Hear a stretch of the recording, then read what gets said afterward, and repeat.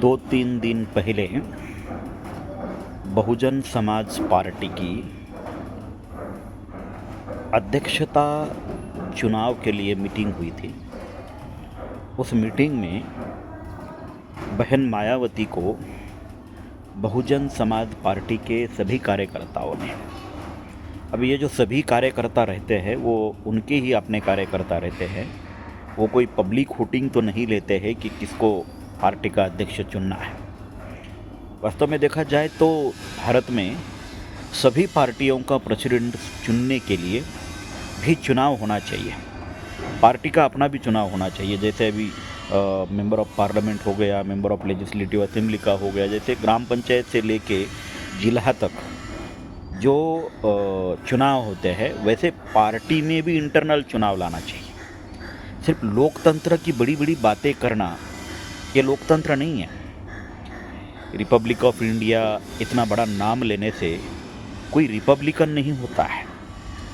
मायावती अब की बार को पकड़ के बहुजन समाज पार्टी की 6 बार प्रेसिडेंट बनी है।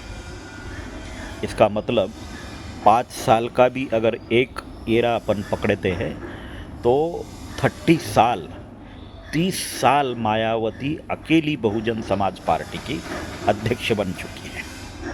अब पिछले 30 सालों में जिन जिन लोगों ने बहुजन समाज पार्टी के लिए अपना घर द्वार बच्चों को नौछावर कर दिया है, उनको पूरी तरह से दबा कर दिया है और उनको छोड़ के समाज के लिए और पार्टी के लिए काम किया है, उन लोगों को प्रेसिडेंट मायावती नहीं बना सकती, ना ही कोई बना सकता है। जो भी पार्टी के प्रेसिडेंट है वो सब अपने आप में ही खुद को प्रेसिडेंट बनाने में लगे हैं।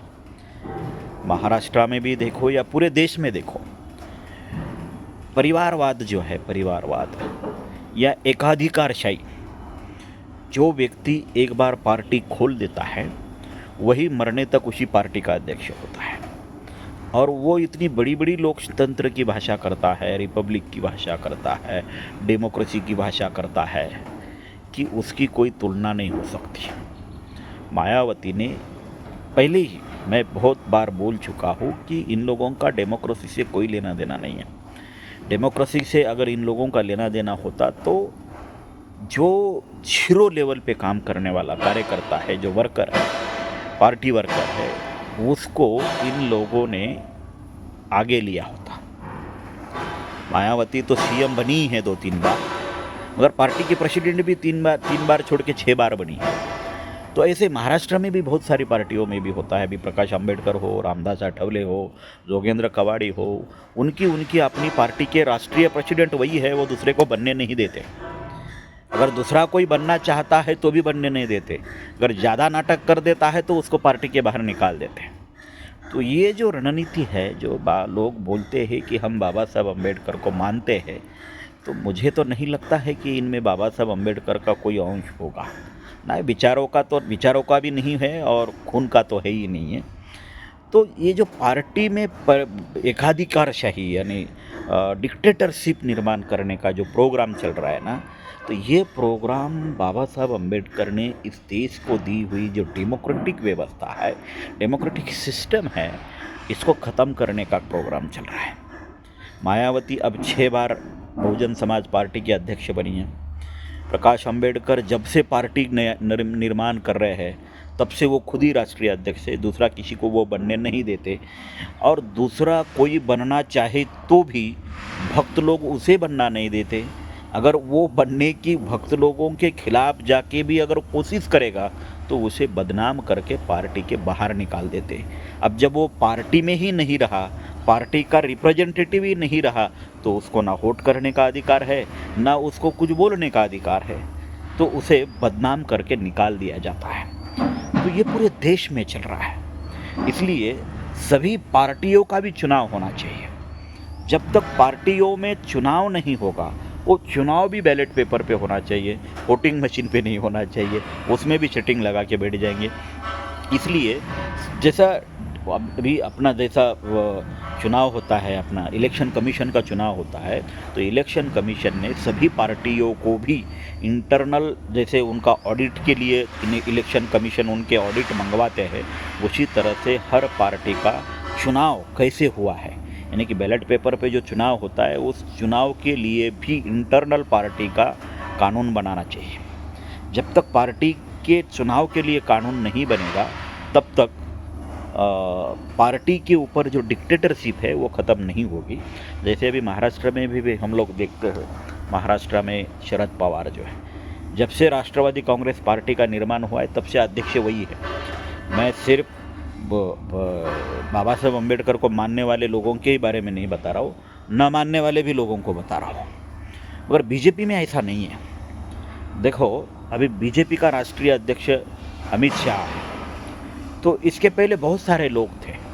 तो बीजेपी में डिक्टेटरशिप बहुत बड़े पैमाने पर दिखाई नहीं देती है। ग्राम पंचायत लेवल से डिस्ट्रिक्ट लेवल तक अगर देखा जाए तो बीजेपी के जो कार्यकर्ता लोग हैं वो बदलते रहते हैं। बाकी पार्टियों में ऐसा नहीं होता है। बाकी पार्टियों में पार्टी में आते बराबर जो आदमी जिसको वो जो पद मिल जाता है, मरने तक उसी के पास वो पद रहता है। तो इससे डेमोक्रेसी की जो लेवल है वो ख़त्म हो जाती है और डिक्टेटरशिप निर्माण हो जाती है। डिक्टेटरशिप निर्माण करने के लिए यही लोग कारणीभूत है, दूसरे लोग है नहीं है। तो मायावती ने जो अभी 6वीं बार बहुजन समाज पार्टी का अध्यक्ष बनने का रिकॉर्ड तोड़ दिया है, तो अब ऐसे रिकॉर्ड तोड़ने वाले लोग भी डेमोक्रेसी की बात करते हैं, बाबा साहब अम्बेडकर की बात करते हैं। तो वैसे शर्म आनी चाहिए ऐसे लोगों को बाबा साहब अम्बेडकर का नाम लेने का, क्योंकि बाबा साहब अम्बेडकर एक खुद डेमोक्रेट्स थे।